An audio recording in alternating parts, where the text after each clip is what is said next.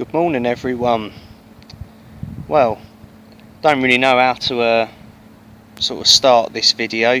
You've probably just seen that we have got to Hoo Marina and we have got our little dinghy.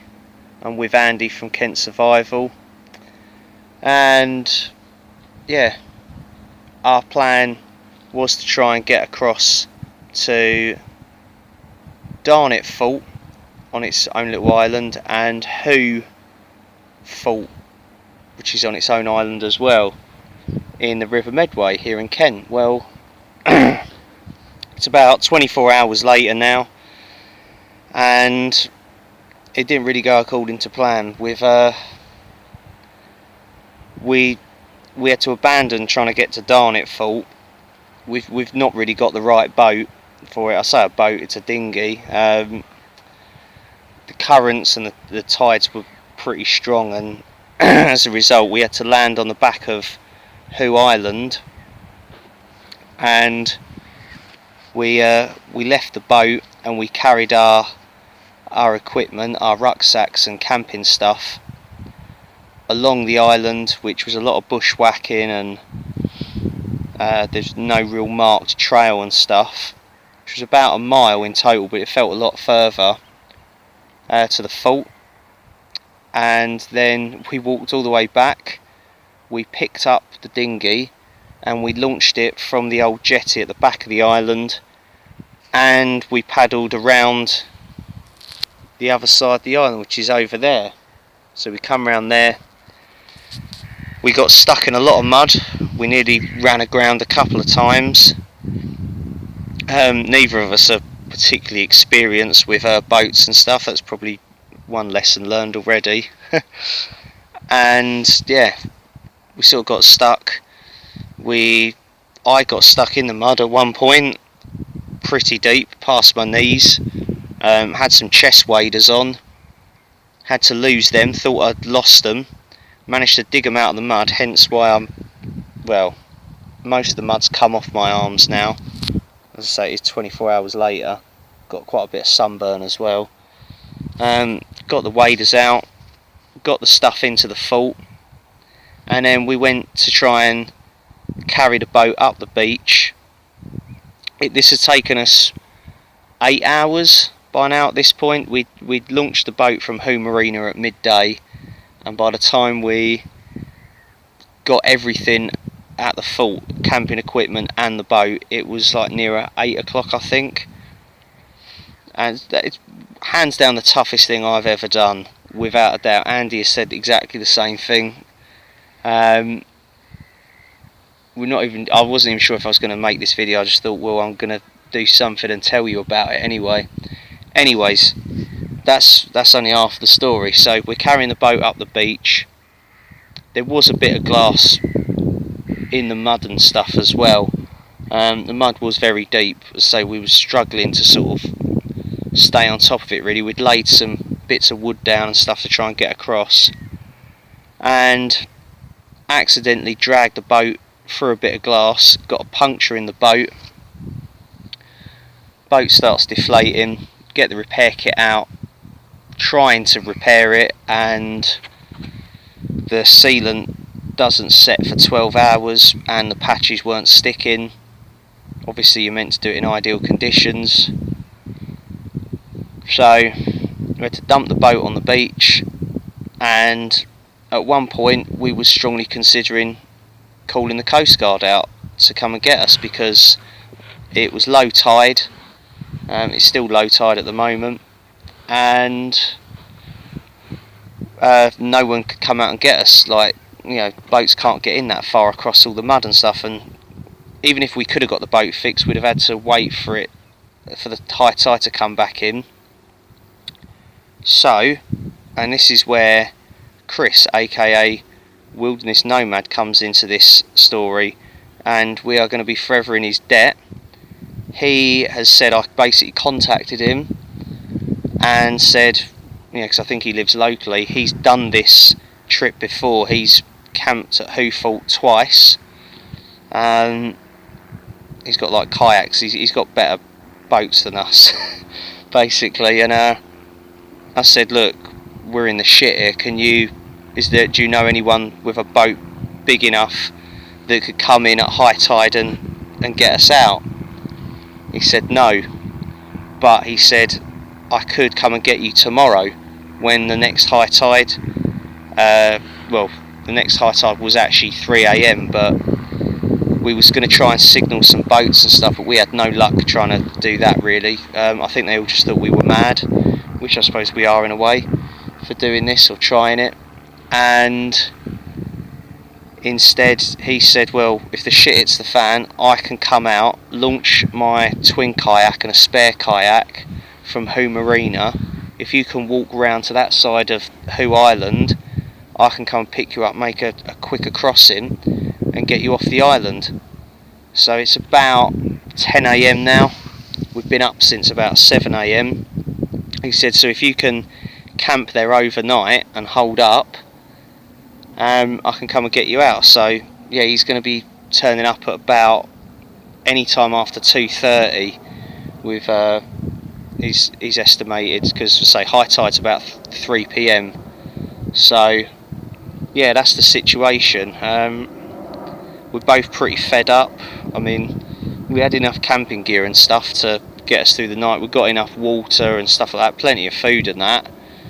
It was just the sense of being stuck on this island that we both said feels like it's trying to kill us. We've fallen over numerous times. I thought I'd nearly dislocated my thumb at one point where I got stuck in the mud, fell back in the boat and landed funny on it. It's fine, it all moves. Yeah, covered in mud, bit of sunburn. Andy's fallen in some brambles a few times, bless him. I think he's a little bit distraught, so about it all. So, but you know, I wouldn't say it's either of our faults really. I mean, we've just got a few things we've learnt from it, you know, like we've got to get a better boat and stuff, but it's not, you know, it's not like we're going to die out here. It's fine. It's fucking hot though. We've got enough water to get us till like 3 o'clock easily, but yeah, we was both planning on filming a lot and stuff and exploring the fault. Probably not going to anymore. Now that I've done this little segment, I suppose it's only right that I do show you a bit of the fault, so I'll put the chest waders back on. I've got some fire logs as well that I'm going to leave in the fault for whoever comes back here next. It's all undercover, so they should stay fine and dry there. Wilderness Nomad Chris, he's also left 2 cans of Foster's, 2 old speckled hens, some barbecue grills and some plastic crates for people to sit on there, so I'll probably leave the fire logs there, so if anyone finds them, you've obviously got a better boat than us and they're yours, so because we don't want to be carrying too much stuff back really. I'd planned on doing a ration pack review here, couldn't be bothered, just thought I'm going to eat it. It was a British Army one, I think it was menu number 6 anyway, if that means anything to you. It was all good, that's all I've got to say on that. It was pretty tasty, so the coffee was better this time. But yeah, it's been a fun experience, this one. I'll show you a little bit, as I say, around the island. I think Andy's packed up. I'll show you what setups we had. We just had bivvy bags. I had planned on taking a freestanding 2-man tent for me to sleep in, but we thought we'd best stay out here on the sea wall, just so that if there were any boats sort of last night and stuff, we could signal them and stuff, but there wasn't. Yeah, we've seen sort of boats coming and going, but none of them get in because the mud flats are reach right out into the river, so you wouldn't get a boat out there. Darnit Fault is literally just across the water from us where we are now. Yeah, it's a memorable one, definitely. But I think both of us now just want to get home, get some sleep, have a shower, and just like, I don't know, really count our losses. Really, it's, yeah, I suppose in a way we did achieve what we set out to do. just the boat really. The boat was the thing that let us down. It was the hardest thing I've ever had to do, is paddling. That, yeah, considering I've never done anything like that before as well, but like I say, lessons learned. Yeah, bit of a tricky one this, so anyways, I'll show you what setup I had anyway. I think Andy's bivvy was the Snugpack Stratosphere, which is like the Hoo bivvy. It's very nice. He said it was good night's sleep in it, so it's one positive. I had my Outkit Hunker bivvy bag, used my Outkit Gordon dry bag rucksack thing, seeing as, you know, we was going to be crossing a large body of water. We did have a load of booze as well, but we just didn't feel like drinking it, especially as it's so hot. It'd only dehydrate you and you just drink more water really. I'm not going to lie, it kind of felt at one point like a survival situation. You're going to laugh. And I thought, well, there's no point drinking alcohol because we'll just end up drinking a lot more water. We had about 9 litres of water between us, but you don't know how quickly it's going to go or how long you're going to be here, so I thought we'll conserve it and we won't drink the booze anyway. Yeah, maybe that's something else to leave in the fault as well for someone. I don't know, but yeah, so Chris should be along, let's say within the next 4 hours or something. When you say it like that, it sounds like a bloody long time. Probably cook some more food, probably have a little look in the fault as well. I had a little look earlier, yesterday, sorry, and it does look amazing in there, and not too much of it was flooded as well, which was good. So yeah, we'll show you a little bit in there as well, and then it'll be time probably to get picked up by Chris on the other side of the island and get back to the mainland. So yeah, not quite the way we planned it, but it's been sort of fun in a strange way. Anyway, I'll chat to you soon. Okay, so we're just leaving camp here. Everything should be safe and that up here on the seawall, and got my Outkit Gordon 30 litre dry bag rucksack with some stuff that we're going to leave for people in the fort, stash it somewhere. Got the waders on, the chest waders, they're covered in mud. And yeah, you can probably just see the setup I had there. I have my bivvy bag, my Go Light Down sleeping bag, my OEX Fulcrum EV yellow full length inflatable sleeping pad, the Jaws Lilo as it's been nicknamed, silver ground sheet, Tyvek ground sheet, little thin yellow Terra Nova foam pad underneath everything, and yeah, remains of like a ration pack and stuff. We've also brought our chairs with us, my little red OEX camping chair. It's only about 1.1 kilos I think, and he's got an unbranded one, same chair really, a lot cheaper, which is good. Yeah, we're going to go and explore the inside of Hoo Fort now. I popped in there yesterday for a bit, but we'll have a proper explore and I'll show you some stuff in there, and hopefully I can get some information later on at home. I can tell you all about the history of it as well. Yeah, it should be exciting. It's getting so hot out here that we just thought, well, let's get in the fort and let's have a little explore, rather than sit out there in the baking hot sun. We've got an old tarp left down at the beach by the remains of the boat, but it's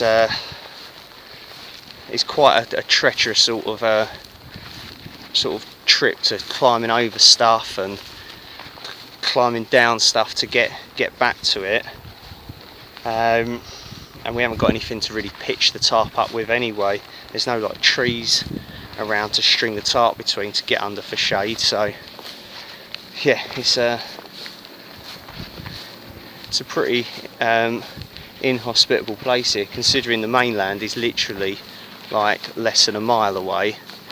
You know, you can hear people on the mainland, but it just feels quite wild and barren here. I would like to come back here one day, definitely, and do it properly, but as I say, for now we're making the best of what we've got and the time we've got before, as I say, Chris very kindly picks us up. I can't wait to get home though, to be honest. This has been hands down the toughest trip, wild camp explore I've ever done, without a doubt. I don't know if I'd really want to do it again. If I went to Darnett Fort or explored tried to have a look at the German U-boat that's wrecked further up the river, I'd want to go on a proper boat with an outboard motor and someone that knows these waters well and knows how to operate the boat and stuff. I wouldn't want to try doing how we did it again. No way. Right, okay, I think we're approaching the entrance to the moat now, which is the only way into the fort, through these big old original wooden doors. It's partially flooded, this bit. We should be alright, it's not too deep.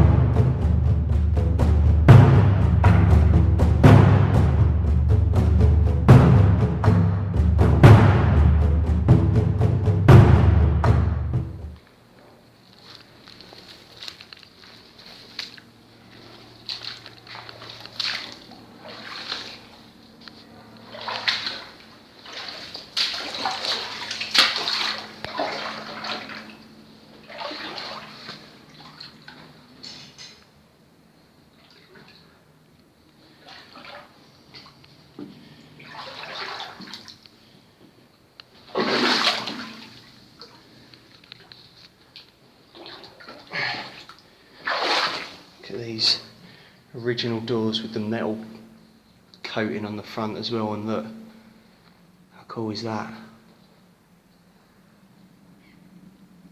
It's really well preserved, this place, because hardly anyone can get to it.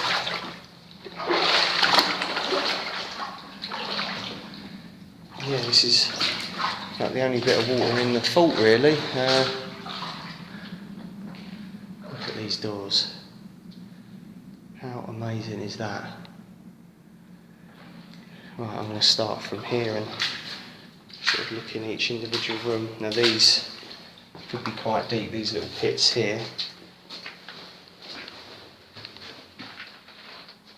But look, you've got these original cogs and wheels, obviously I think used to open the doors maybe. Amazing.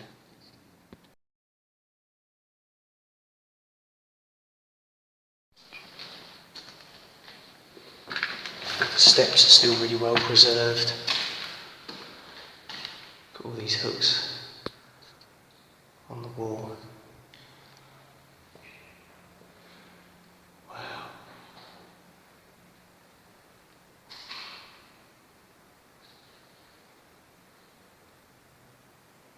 Pretty cool. I'm not going to go right in there.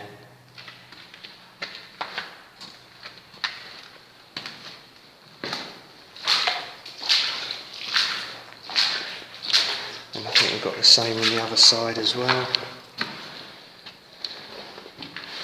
We've got another little room and the cogs to turn to open the doors, so that there's a big deep pit there, and then like remains of a bigger wheel inside there, but yeah, that's quite deep, so I won't get in there. But you can see what we're on about, and the doors that we come in through are just in there. An old saw here, and then another room similar to the one on the other side.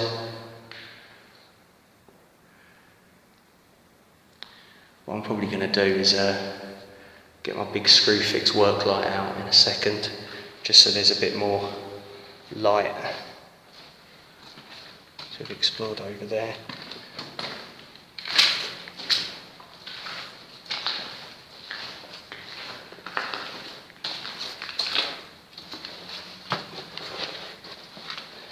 Oh wow, okay. This goes in quite a way. Oh. Okay, I believe we found some tunnels. Cool, right, let's get that screw fix work light out. Okay, we've got the screw fix work light out now. Much more light on the scene. You can see, look, maybe where the ventilation shaft, or this looks like it would have been an ammunition lift here. And they've ripped all of that out, all the wooden and the cogs and stuff, because you've got the big hole up there where it would have taken the ammunition up to the next floor level where all the guns would have been. Let's explore down here. And he's off somewhere else in the fault, so how cool is this? And you've got all these separate rooms here.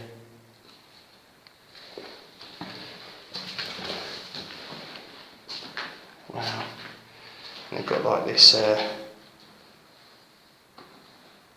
like a slate flooring, and that's, I believe, according to Chris, this is where they would have like stored all the ammunition and stuff in these chambers. So we're sort of underneath the fault in the moat and stuff at the moment. Got to look out for like numbers and original writing and stuff on the walls. Yeah, there's been a lot of fire damage as well. People have been lighting fires in here and stuff. How amazing is this though, that it's this well preserved?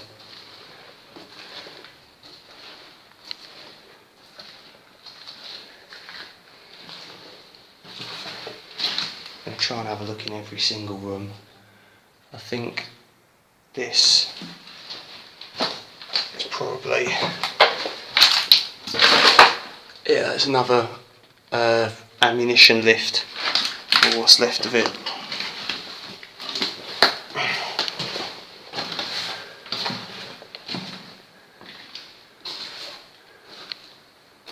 They would have had like candles and stuff, I think, in these little square holes up there, so that it would have lit the ammunition room, but without, they weren't allowed any naked flames inside the ammunition rooms, of course, otherwise the would have exploded, of course. Yeah. So I think they would have had one along each door to each ammunition chamber. It's really echoey in here. Look, it's an original sign there. Shell store. Number 10 gun, I think that says. That's really cool. So it tells you what ammunition store was for what gun in the fault. Look, that's from a ration pack.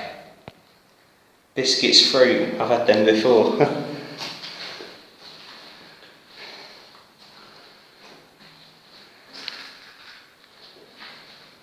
And you can see the original air bricks as well.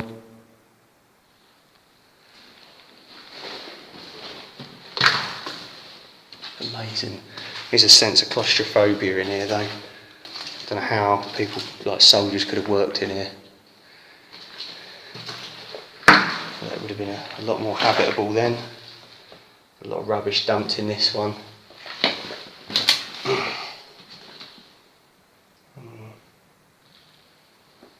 Another ammunition lift. Look how well preserved that is.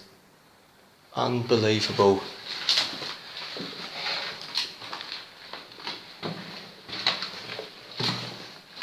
You can just sort of imagine soldiers getting gunpowder and shells out of the stores and loading them into the lifts to take them up to the guns.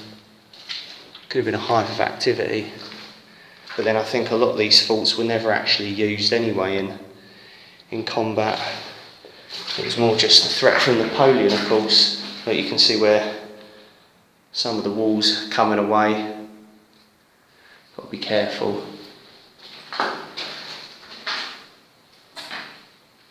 Wow. So that could have been like a magazine light to allow. I think they might have had like a candle or something, or the light would have been. You can see the where it comes across the corridor here, allowing air and light in. See another sign there, shell store. So that would be another gun number on there. Ah, it's so cool. That stuff's still there. Ah, okay. This is the bit that's all been filled in. I remember this on Chris's video. Oh.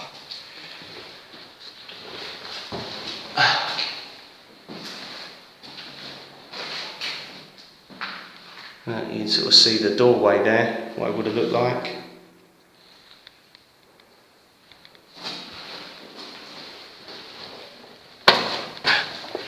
Yeah, I don't think we're going to try climbing up over that. Sort of have a little look in. It would have been another ammunition lift in there. Looks like there's old original wooden doors and stuff there as well. Wow, but it's risky. I'm not climbing up over there. It just continue around anyway, probably the same pattern. Who knows, maybe we might be able to come around the other side and get on the other side of that. But I'm not risking climbing over stuff. I'm going to head back this way, so we've just come down all of this. Apologies if the footage isn't great, but it's the best I can do.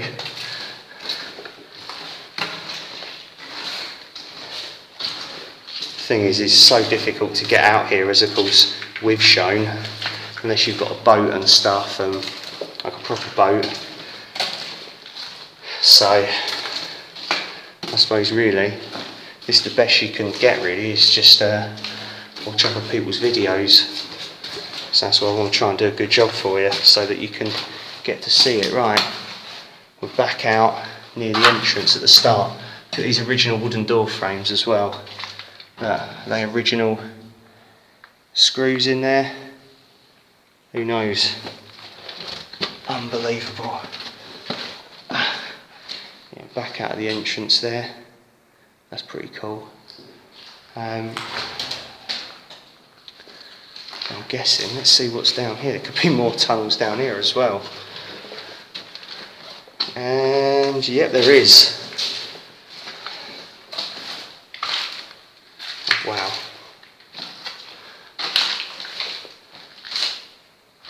Wow.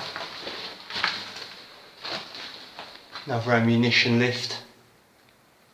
Someone's tied a string up there. Don't tell me they tried to climb up there. And big oil drum left here. But you can see this ventilation shaft. Must have been, unless it was for, they put lights in there or something to light the ammunition chambers, I don't know.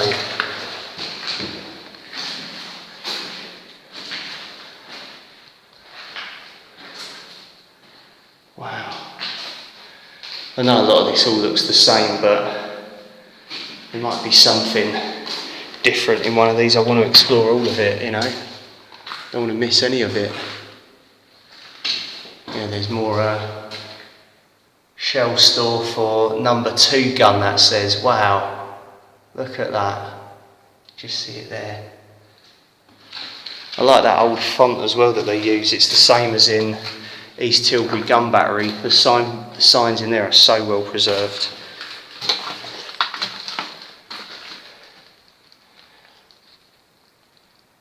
So, a lot more rubbish. I think Chris was saying he found some weird stuff in there, maybe some bullets or something as well. I can't remember, but he's more the expert than I am on this. I think this whole trip is more the expert, really. I mean, we've kind of shown how stupid we are, really, when it comes to boats and stuff. Yeah. Oh well. Not the end of the world, but you got to be careful though.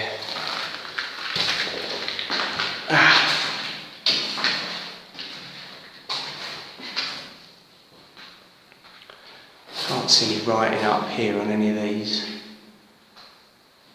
No. I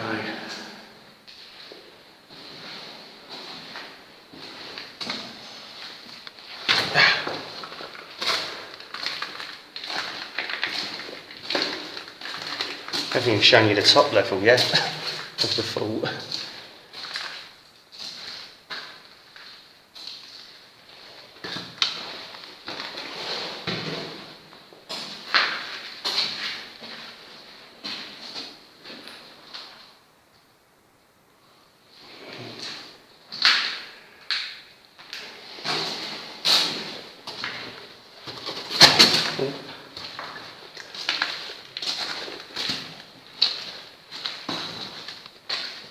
An old drum, looks like it's been burnt out. And that you can see stores there.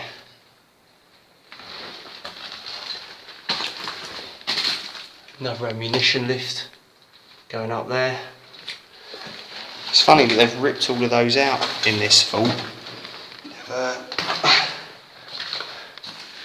Usually you see them in a few of them, but not this one. Apparently Darnet Fort is like a carbon copy of this one. Doesn't mean that I don't want to go there still and explore it, but that's for another time.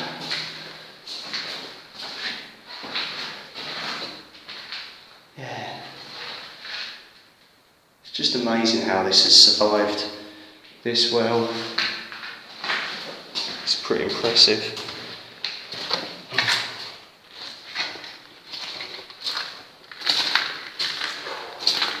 It's cooler in here, but it's still quite warm.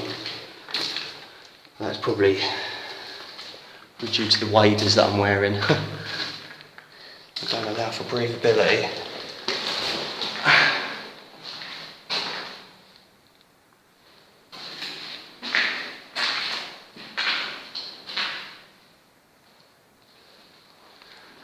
You see the numbers. Chris pointed this out in his video, number 8. Maybe this was ammunition store number 8, possibly. Oh, and I remember Chris pointed this out as well. That there, that's, I don't know if he said it's for firing a flare out of or something. Can't remember. It's mad because he was here like a month ago, so everything's pretty much as it was, really.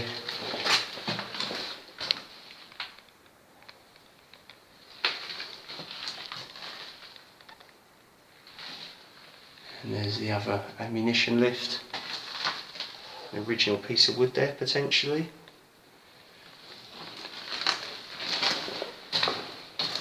These air bricks are still in place.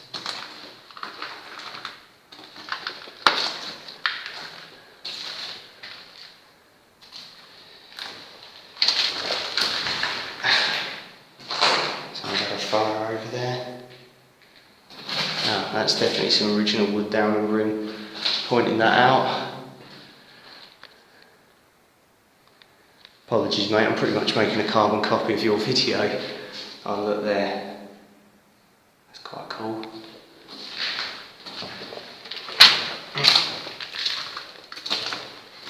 Look at this ceiling though, how high it is. Watch where I'm walking as well.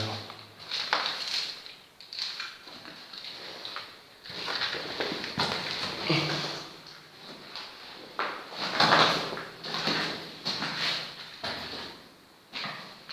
think I wasn't going to film any of this. We were so distraught and kind of fed up with the fact that, you know, we couldn't get off the island ourselves and the boat had a puncture and everything, and we were just exhausted.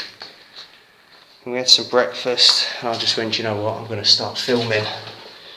And I think Andy has followed suit. He's filming a bit as well. Whether he's going to post it, I don't know, but... Oh, I think my lights just died. That's not good. There we go. We're down to the lower setting on the work light. It's not good. Let's hope we can explore all this before it runs out. Otherwise it's just head torching the camera light. But anyway, yeah, what I was saying, I mean, I don't want any negative comments about either of us. I know we've made a mistake, we've fucked up with this one, but don't direct it towards me, or especially Andy.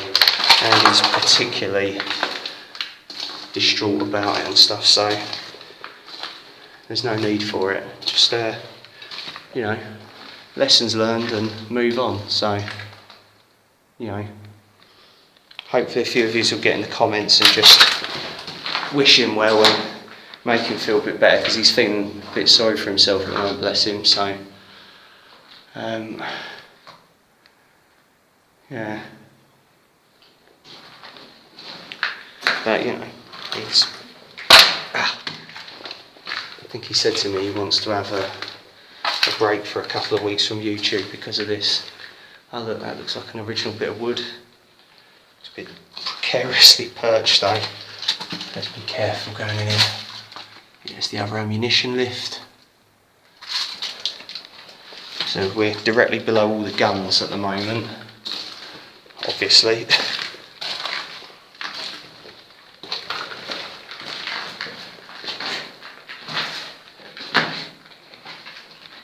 Oh, this one's really been fire damaged. A lot.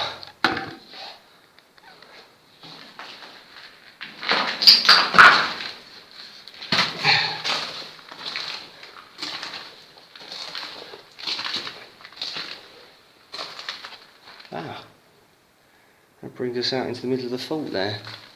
Let's see what's further up here though. I think this is the bit that I think Chris said the Royal Engineers deliberately demolished as like a training exercise or something. I'm not too sure. If he gets in the comments, no doubt hopefully he will, because you know he's playing a significant role in this video. He will be able to tell you a bit more about the history. I can't find any of it myself, but yeah, I think the Royal Engineers or someone deliberately destroyed this bit. Wow. And that has brought us round, I think, to the other side of that bit that was filled in. Let's have a look quickly. Don't know how safe this is going to be. Oh shit. Yeah. Just through there, so we've walked all the way around the fault underneath it, and then we've come out into this pit here outside. But I'm going to go back the tunnel way. There's no way of climbing up there anyway. Whoa. Actually, I might go back out this little side door now, bring you back into the centre of the fault upstairs to have a little look. That's another ammunition lift, I take it. That's got to be original wood and someone set fire to that. That's disgusting. Why would you do that? If you're going to have a fire, bring your own wood.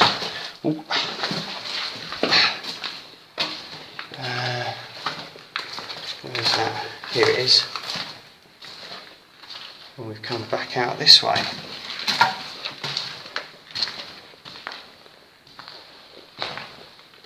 What's in there?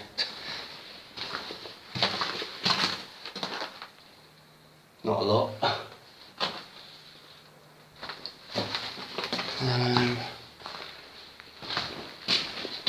Guessing it's going to be the same on this side as well, don't I?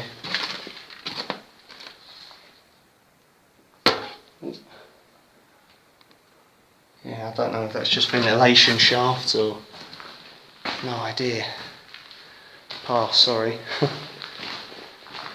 Right, now we're into the centre of the fault here.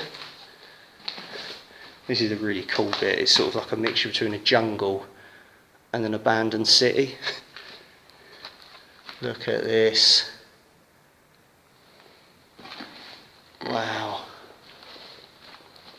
You start seeing like fireplaces and stuff. That's flooded.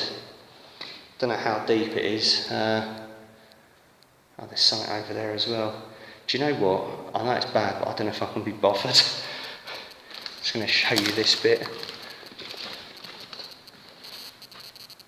Some big old rooms, look. Must be ventilation shafts. Wow. Oh, right, the work light's completely died. Yeah, that's had it. Well, that's alright then, we've done the tunnels anyway.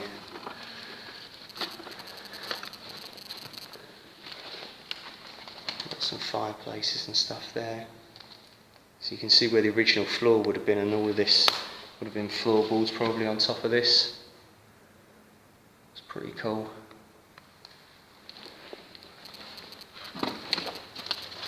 It's all this original metalwork, I guess.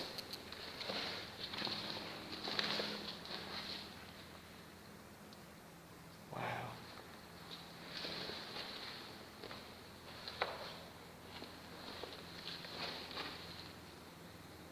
I'm not going to lie, those doorways do look quite inviting. I think Chris looked at those though on his video. I'm not even showing you this bit that's in the middle of the vault. Look, you've got some original guttering up the side there.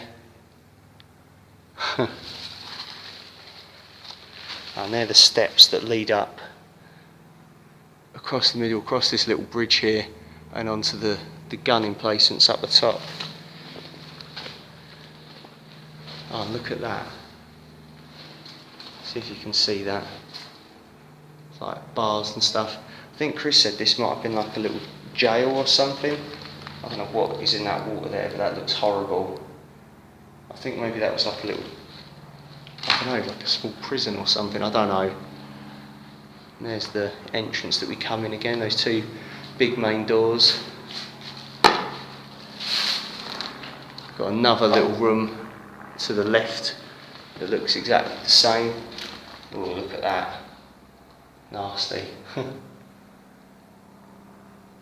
Must have been something along there. You can see original woodwork and stuff as well. It's pretty cool.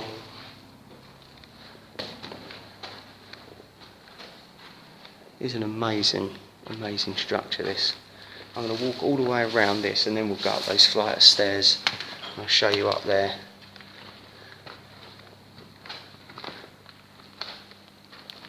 Right, this bit's not flooded. Let's have a look in these doors.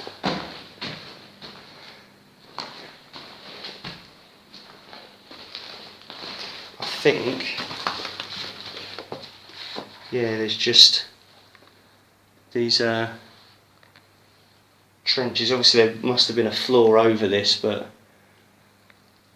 don't know what that would have gone to. If anyone knows, get in the comments, please let us know. Yeah. Could it have been toilets or? No, I don't know really, I'm not sure. Don't want to make any uneducated guesses. That's definitely got to be a fireplace though. Yeah. It's just so cool seeing history like this, rather than something that's like a tourist attraction or reading it in a book or seeing it with your own eyes really, kind of as it was when it was abandoned. That's, don't know how deep it is again. I think it's got the same sort of thing through that door, that trench, so I'm not going to explore that. Another little room in the central part of the vault here. It's got some water in it. And he's upstairs. Ooh. Another little room in there. Ooh. I'll give you 50 quid if you drink any of this water. That looks grim. Some original woodwork over there on that door frame. Wow. There's a lot of rubble, which is worrying.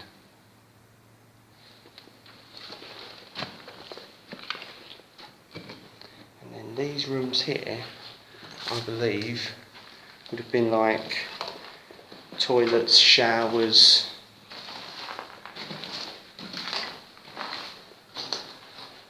So there's like a big water tank on top of there. So I'm guessing shower cubicles, possibly. And then there's just another trench there. Same sort of thing. Partially submerged this one. And go back out this way. I think it's the same on the other side.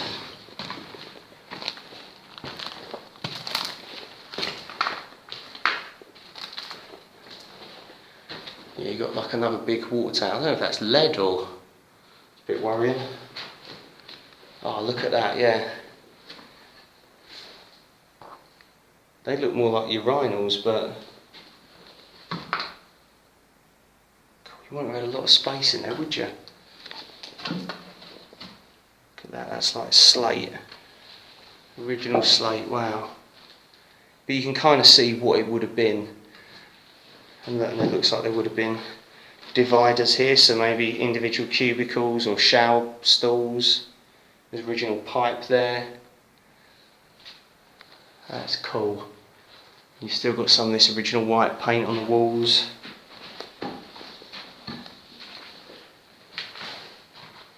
And then look, that looks like a private cubicle. That's probably the toilet actually there. Yeah, I can see like parts of like a pipe, look, pipe running down there. That's amazing. That's so cool. So it all would have been slate and stuff. Wow, look at the metal frame and that. Unbelievable. I think it's pretty cool.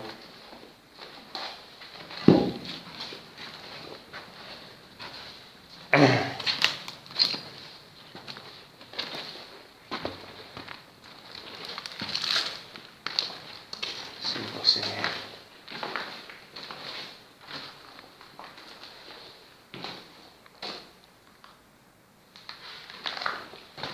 I think that's another one of those trenches.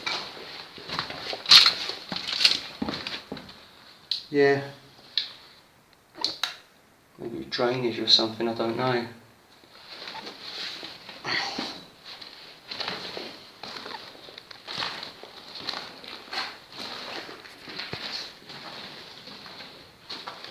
Oh, look at that. Original doorway, door frame on it. Hinges. It's pretty cool.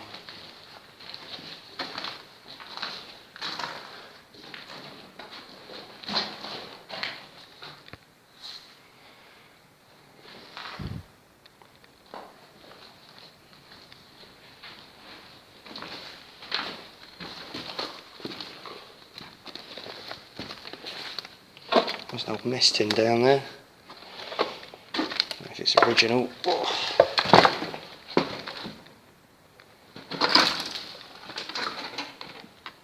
There's literally so many rooms. Ah, hang on, what's this in here? Oh wow, look at that. Not sure what it is, but it's pretty cool nonetheless.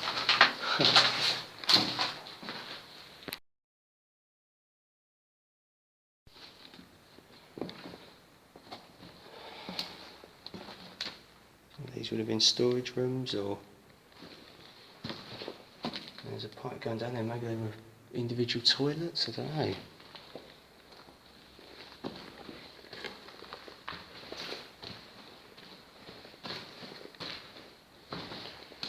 Ah, I don't know if this was the way we come in actually. I think it, yeah, it might have been actually, yeah, because then we come in down those tunnels there, didn't we? Forgetting already. Trying to see if I can spot my footprints. Yeah, I believe we did come in this way. So we've done a full circle of the fort on this section. So now what we'll do is we'll find that staircase. Yeah, we've definitely been this way. Feels weird, there's so much to see, you forget what part you're on, what part you've seen. Yeah, here's the staircase, right. Let's go up this and let's have a look. So I had a quick look up here yesterday, and this was one of the best bits, I thought. And it's also where Chris's stash was for what it was meant for us, I think, or anyone that camped here. We're going to leave some stuff for people as well. Very narrow, overgrown staircase. You've got to be really careful here. No handrails. And lots of brambles. Here we are up on the upper level of the fort. It's pretty cool. Wow. You can see like the original metal handrails and stuff. Bit of a long drop that. And Andy's left that there. I'm going to leave the torch there as it's not working. Yeah, look at this. You've got all the gun placements here. And they would have rotated round on the floor.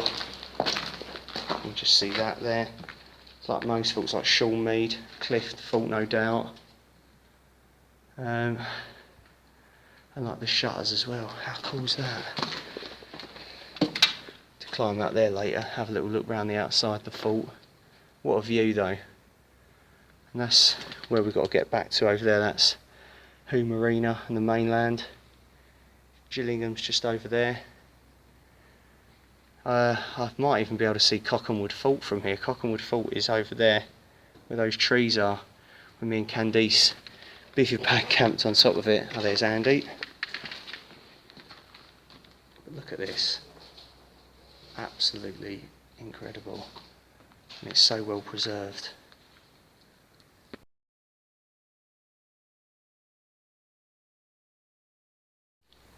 So we've got these fireplaces, these old big iron rings as well.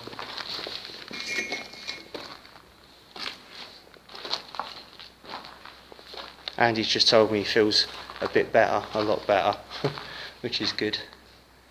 All these fireplaces.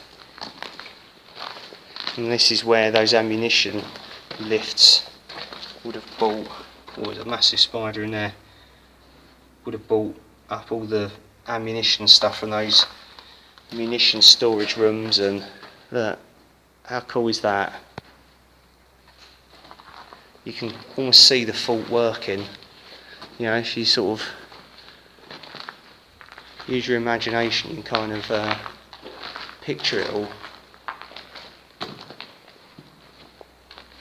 Wow.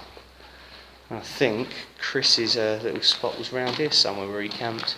He was camped up on one of these little bits here, which is probably the best place to go really. Loads of ammunition lifts again. Sounds a bit overgrown. So each one had its own individual fireplace and stuff as well.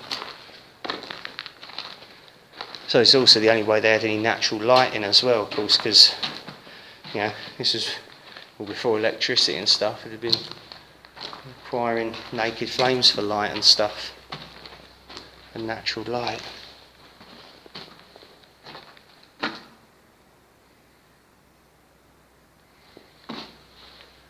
Ah, but is that an original shutter on that one? Don't know. These pipes, don't know what they would have been for, air vent or something.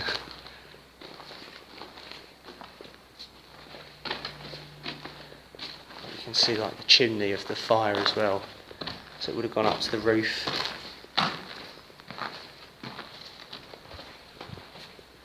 And here is Chris's spot where he was with his mate, Wilderness Nomad. Now, I definitely want you to check this guy's channel out, okay? You know, give him some support, watch his videos and stuff. He's done a really good 4-part series as well on who fought here. And of course he's coming to our rescue later on today. So he's left us, or he's left anyone, 2 cans of Foster's, 2 old speckled hens, some crates to sit on.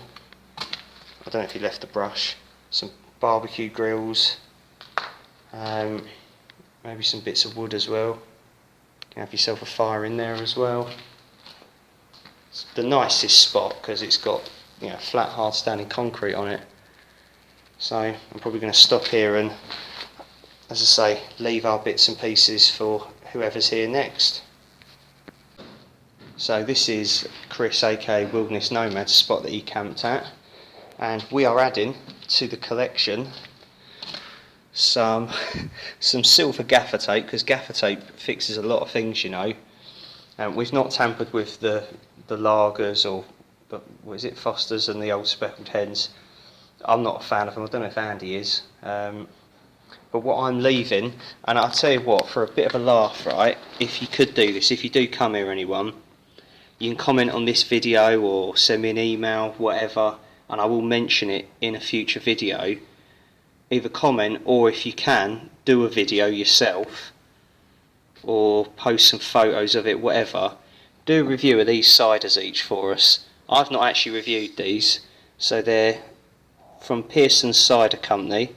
You've got a dry cider, which is 6.7%, and you've also got a Pearson's Cider medium dry, 6.1%. Okay, small batch, made slow. I got them when I was down in Kent. Well, I'm here now actually. Malton in Marsh, and yeah, there you go. So if you find these, do us a little review. Yeah, give it a rating out of 10. See what you think. Film it or get in the comments with it. Yeah, whatever. Take pictures and show us some. Email me. Don't have to review the gaffer tape. Not that sad. And then also, finally, what we're leaving. This is just basically to save weight on Chris's kayaks. We're leaving 3 fire logs as well. So, and whatever wood that Chris left as well. So they should be fine there. They're out of the. They're underneath the roof, so they won't get wet if it does rain. But yeah, I'll tell you what. You've got yourself a little party there. You've got a fire. You've got a shitload of booze. You've got some crates to sit on. You're not getting my rucksack, of course. Yeah, and a nice little spot. This is where I wanted to camp as well. I would have. We were so shattered though, and so we wanted to try and signal boats out in the river as well, so that we could try and get off this island. And we wouldn't have been much use in here, would we? If we wouldn't have been able to signal to anyone. But I thought we've got to come in and show you the place. So it's amazing, yeah. I would review a cider now here, but I don't really fancy having a drink, to be honest. I'd rather just stick with water and eat, and yeah, just get out of here really now. But got a little bit more left to show you. We're going to try and get out on the outside, and then maybe try and get up on the roof. Get back, pack up our stuff that's down by the seawall, and then walk sort of a bit further down the island, away from the fort, nearer to Hoo Marina, so it's an easier crossing for Chris. Anyways, yeah. So yeah, let us know about them ciders if you find them, please. It'd be much appreciated. As I say, I've not had them myself. I'm leaving it up to you.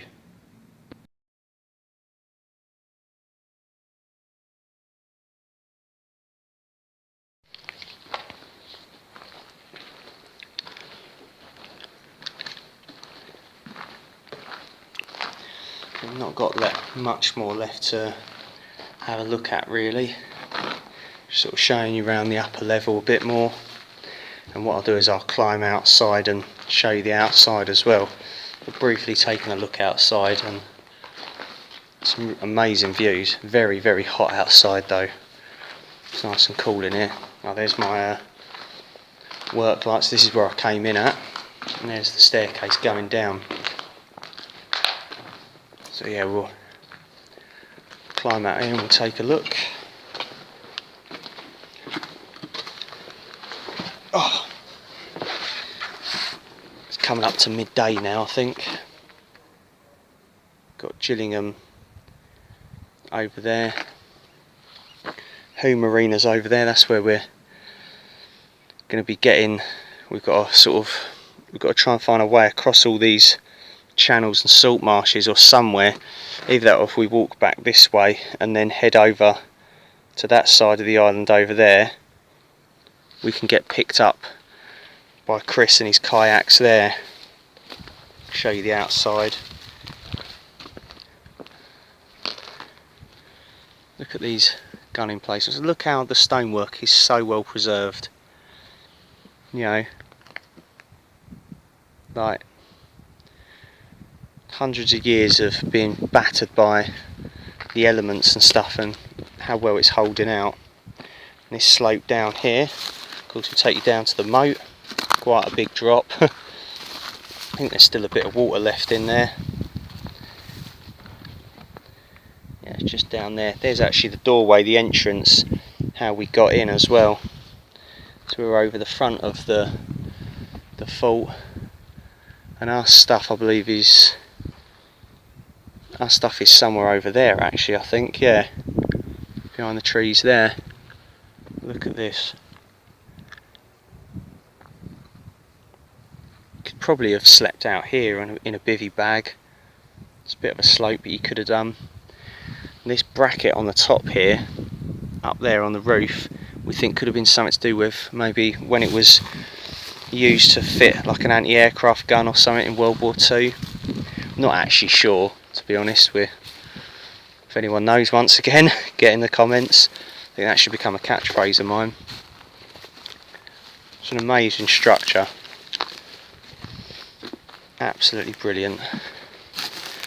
Don't think there's any way up onto the roof. It's a bit too high, but yeah, we'll show you around the outside of this and then head back in and make our way downstairs and out back to where our camp spot was. Still been a good weekend. It's been a tiring one, very tough. Toughest one yet, I think. Definitely want to do something easy after this, so I've got a week off work as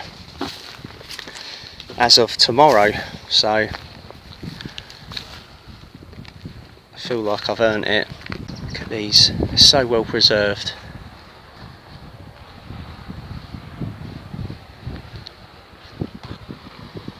Wow, boat over there. It's a lovely day. See Darnit Fort over in the distance there.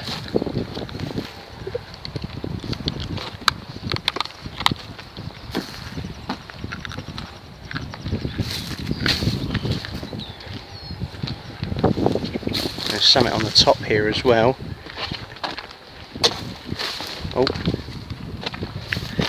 Oh no, so it's not an original shutter. It's an old sign that says Ministry of Defence, trespassers will be prosecuted. Unfortunately there's some graffiti on it as well. So this, I don't know what this is. Maybe this was, I don't know, maybe like an outside lookout post, or maybe it was built later, like World War II. It doesn't look it though, it looks like it's part of the original fort.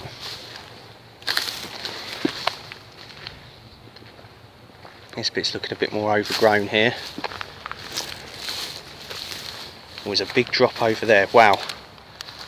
Ah, that's where I came out underneath the tunnels there. So there must have been something there then, in there, I don't know what. And just be careful not to fall down the hole.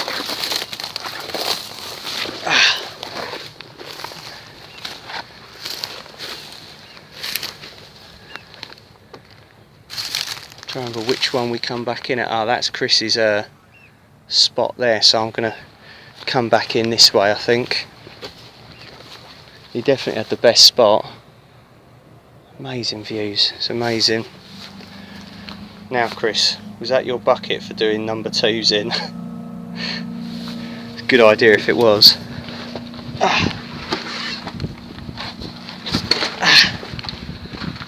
back in, and as I say, we're leaving the stash there, some fire logs and stuff, plenty of drinks. Yeah, what an amazing building though, absolutely amazing. Right, let's get my work lamp that's run out of batteries. Here it is. Head down the steps. I believe we've pretty much explored everything. Andy's downstairs apparently. There's a big old drop down there. Now he's down there, I hear him whistling. Right, I'll see you back outside at the campsite.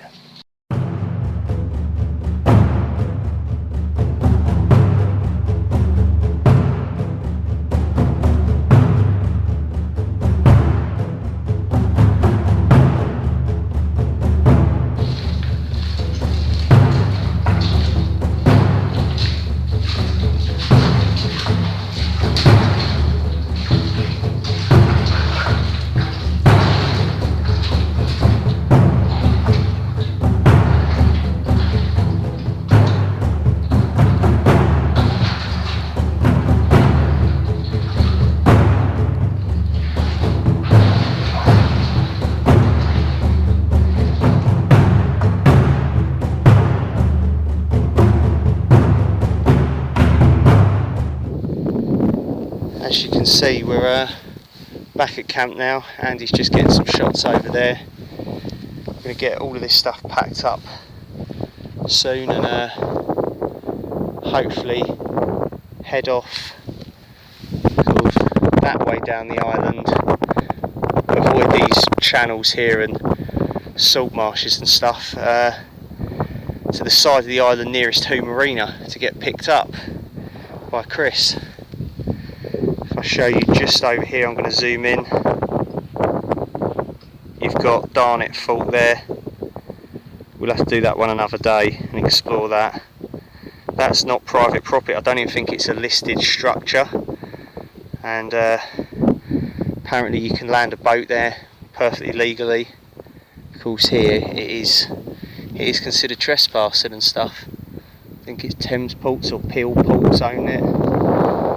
Used to be Ministry of Defence, I think. Might still be, I don't know, but so far we've got away with one anyway. Couple of naughty boys again. I think overall the mood is a lot better now that we've explored the fault. We both sort of feel we've got something out of what was quite a stressful experience really, but still, we're not off the island yet anyway. We've taken the sting out of being here, definitely. Well, welcome back. We've packed up all of the equipment and we've made our way along sort of the edge of the salt marshes and the channels into the island, down to the foreshore here. We're sat on these old pipes and we're looking over to Hoo Marina, which is over that way, and we think we might be able to see Chris, aka Wilderness Nomad, on his way over with what looks like a twin kayak and a spare one behind. So I think we might be able to get out all in one go relatively, so it's a big thanks to him. He's coming directly towards us, he can see us, so that's good. We've been saved. Excellent. Quite a dramatic end really to a video. Put me off going on an island for a while, so but it's a good weekend we've had all in all, and yeah, it's ironic as well. It was Friday the 13th, so maybe that's something unlucky, I don't know, but yeah, I wasn't going to film anything. We were just going to abandon this because it's been just an absolute nightmare, but I thought I'd show you something and make something out of it, some kind of a video, and we got to see the fault as well, which was really good, and explore that. That was without doubt the highlight.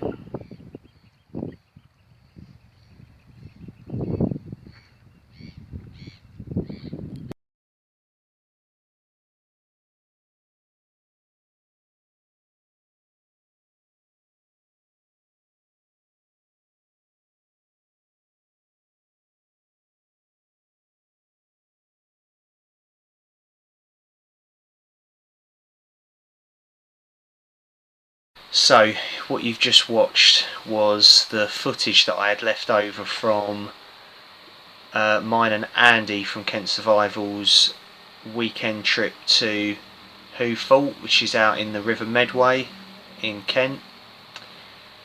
So yeah, a bit of a funny ending to this one, and I thought I'd add this bit on. So yeah, I sort of explained the situation with us being stuck on the island and the boat getting a puncture, and we made a massive mistake there taking that boat. I know Andy alludes to it quite a lot in his latest video, the real life survival story thing.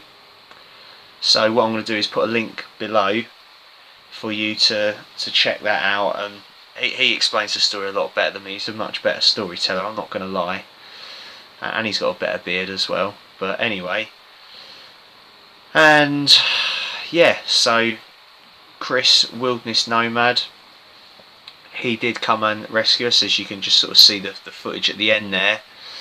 And yeah, the story wasn't really over from there. As Andy mentions, yeah, we sort of tried to sort of paddle the kayaks down the side of the island to find sort of basically the shortest, easiest route across the river to get back to Hoo Marina. And yeah, just as we were about to do that, yeah, the twin kayak that myself and Chris was in capsized, which wasn't fun. I mean, it's the first time I've capsized. It was one of the first times I've been out on a small boat, as you can tell. I think it was the first time Chris had capsized as well, I think what he said as well. But it was yeah, that wasn't fun, that. Luckily we had the life jackets on. Yeah, the chest waders did fill up with a bit of water, and someone did say in Andy's comments on his video they can be quite dangerous because they can fill up with water, and then of course you struggle to float as well, so lessons learned there as well. But on the most part they helped massively on that trip. They was well worth buying. I got them off eBay for like 20 quid.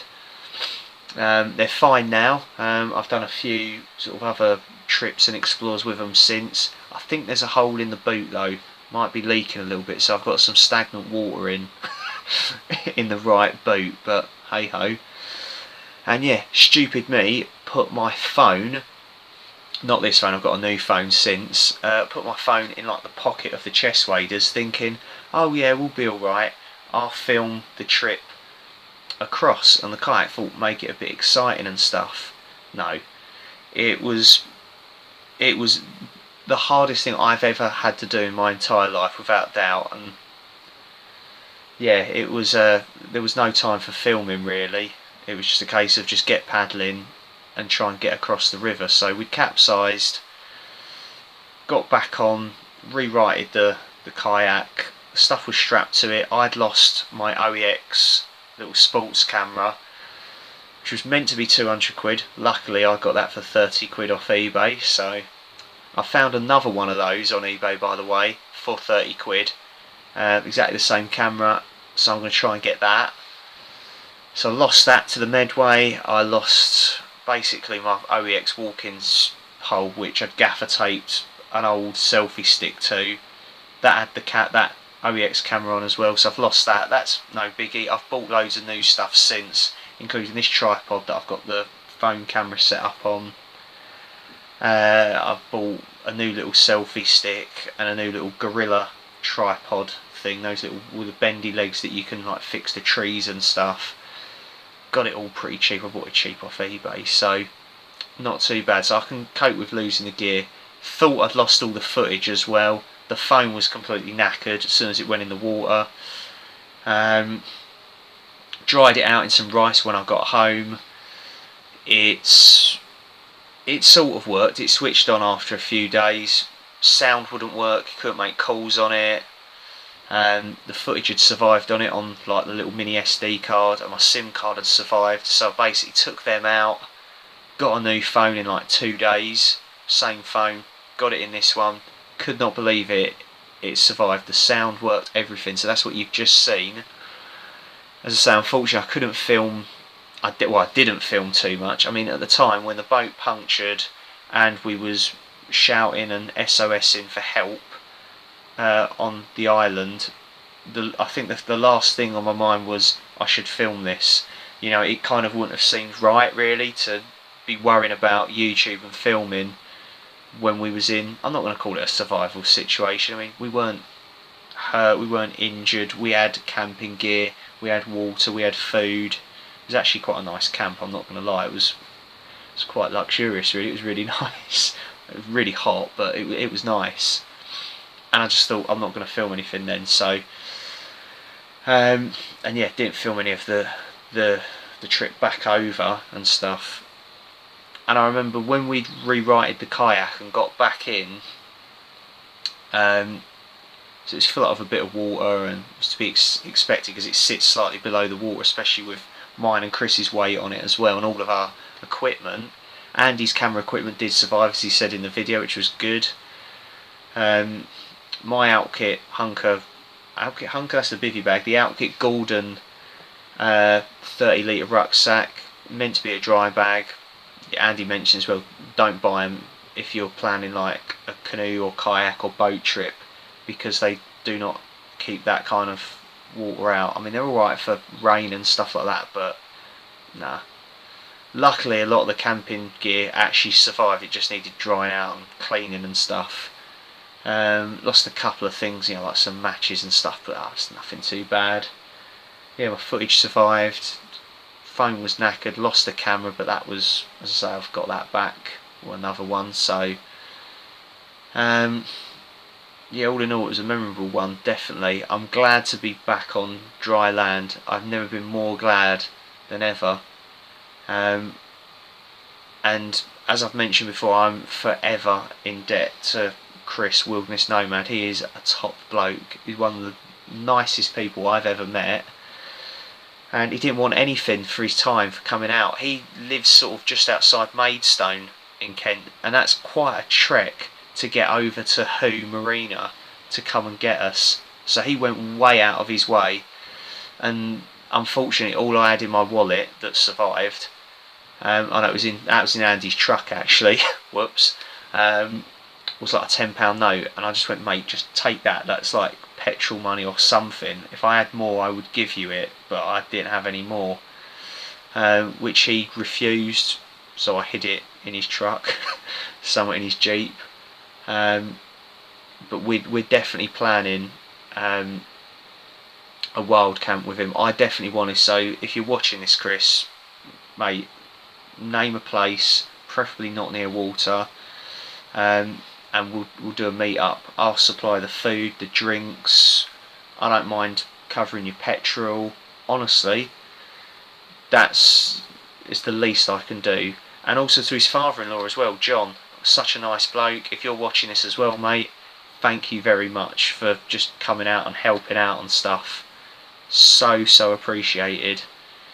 And yeah, once you're invited as well, mate, like, let's all meet up. If you can trust me and Andy, if Andy wants to come along as well, go for it. You know, we'll all meet up, the four of us, and as I say, I'll provide the food, the drinks. You say what you want, I'll sort it out. It's the least I can do. Yeah, I mean, that's pretty much the end of the video. Sorry I've waffled on a bit. I was trying to keep this short because I've got quite a lot of footage as it is already. I'm looking at it now on the editor, and I'm still editing it. I've got like over an hour of footage. I don't know what of, because I didn't film most of the trip across, most of the trip coming back, of course. Yeah, once we capsized, that was it, the video was over. I was like, can't sign off on the mainland, but so I'm doing it here now. Yeah, we've definitely learned a lot from this one. I probably won't be repeating it anytime soon. It's put me off the water a little bit, I'm not going to lie. I would like to do Darn It Fault, that would be really good, but I would want to take like a proper boat with an outboard motor and hire someone that knows, you know, how to sail it, knows the waters well. I've actually got some proper dry bags this time. I think they're proper anyway. They feel a bit thicker and stronger than my other ones. I've got two 20 litre ones, and then a couple of small ones as well. I'm going to try and get like a waterproof sort of dry bag rucksack like Andy had as well, like that Aqua Free one. That looked really good, did the job. I'd use that for, if I was going to do anything like this again, that's what I would take for sure. But other than that, yeah, I mean, we had the wrong boat. That was, I think we kind of realised it as soon as we kind of got it in the water and was trying to fight against the current just to get over to Hoo Fall, because originally we wanted to get to Darnet Fault first. That's a bit further out, and there was no chance. You know, we've got a lot to learn about kind of like high and low tides, and sort of we knew roughly when they'd be and stuff, but yeah, you couldn't get in at low tide because of course like the mud flats that just stretched out and out beyond like the actual dry land of the fault. That was a nightmare. That was the worst bit for me, was getting stuck in that mud. Andy alludes to it. It was what, 5'10", and it was past my knees definitely, and I was properly stuck in there. And I thought the tide will come in, and I don't know how high it's going to come up really, whether I'm going to be submerged in it. Like luckily, like the boat was right behind me, so I could sort of get out of the chest waders, sort of slither out of them. And I think as I sort of did, I was trying to pull myself out, pull the boots out as well, and I fell back in the boat and sort of landed on my thumb a bit funny. And it's okay now, it's fine. It was fine sort of a few hours later really, but it was pretty painful for a bit. And we were just covered in mud. Like I had mud like all up my arms, like caked in mud, where I basically dug my chest waders out of the mud, the thick like black mud from the river, and I managed to sort of just dig down with my hands and get underneath like the boot of one leg and pull that up, and then got the other one out, and they were absolutely covered. I had to hose them down when I got in. Just everything was covered in mud really. It was it was definitely a memorable one to sort of tell people in years to come really. We've learnt a lot from it, but you learn from your mistakes. And I've seen a couple of comments, people were saying that if you're not pushing yourself and challenging yourself and sometimes making mistakes and stuff like that and learning from them, then you're not getting out and doing stuff and that. But I hope people that watch this video, watch Andy's video, will learn something from it, or it'll be a warning to others. If you're thinking of trying anything like this, don't do what we did. But at the same time, I don't regret doing it. It was still memorable, definitely. If we'd have called the Coast Guard out as well, there's a risk they could have done us for immigration as well. Two blokes with camping gear in a dinghy that close to the sea, like the river estuary, on an abandoned island. I mean, once we got back to the mainland, we could have told them, okay, we're not, we're not immigrants. We've got passports and everything to prove that we're from this country. Low tide as well, they would have struggled to get a boat out to us. They would have refused to come get us straight away because we weren't in any immediate danger. None of us were injured. We had food and water to survive. But they probably wouldn't have been able to get a boat out, so it would have been a case of getting the helicopter out and just wasting all that time and money doing that, when there could have been other people that were in far greater danger than us. So Andy put us also a little bit of pride. Honestly, no disrespect to Andy, but I wasn't fussed about pride at all. I was like, I don't care. I'm way out of my depth here. No pun intended. We just need help. I was just more worried about putting people out, making them come out of their way to help us out, like Chris, Wilderness Nomad, and his father-in-law John. I felt bad about that. If we'd have called the Coast Guard out, I'd have felt awful about doing that. Plus, there's also the risk we could have got done for trespassing as well, because Hoo Island is like a private island. It says, private property, trespassers will be prosecuted. you can get in and get out and not get caught, and that's fine. But if suddenly you have to call authorities to come and get you off of somewhere that you were where you were trespassing, it's not good. So yeah, don't know what kind of penalties we would have faced. You know, a little slap on the wrist or a fine, or who knows. But we thought it's not worth the risk really.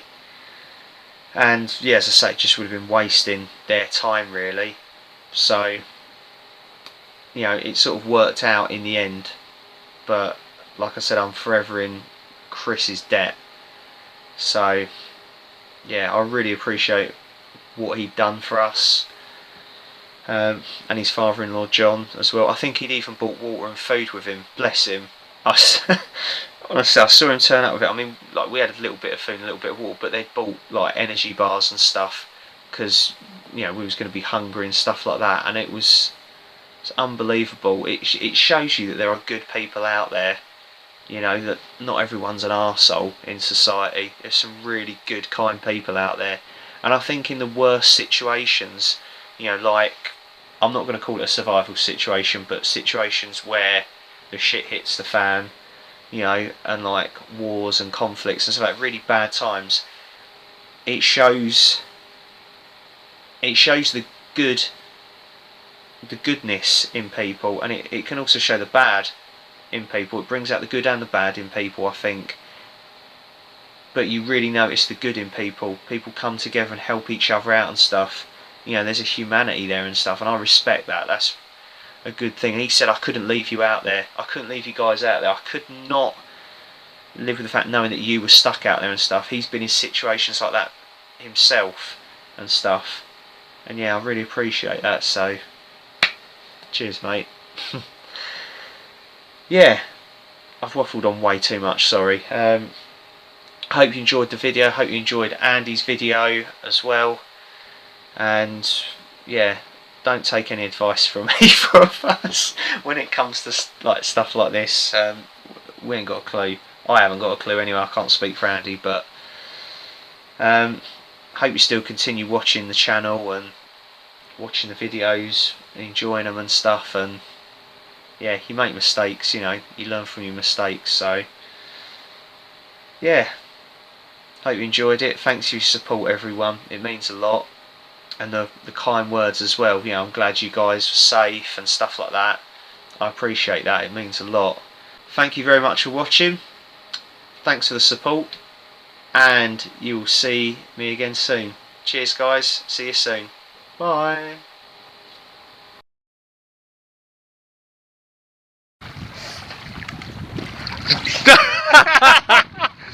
Stop. No, because that was too funny. I'll drop that in there.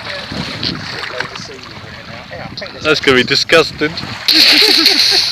Take a sip. No, you get dysentery. No, exactly.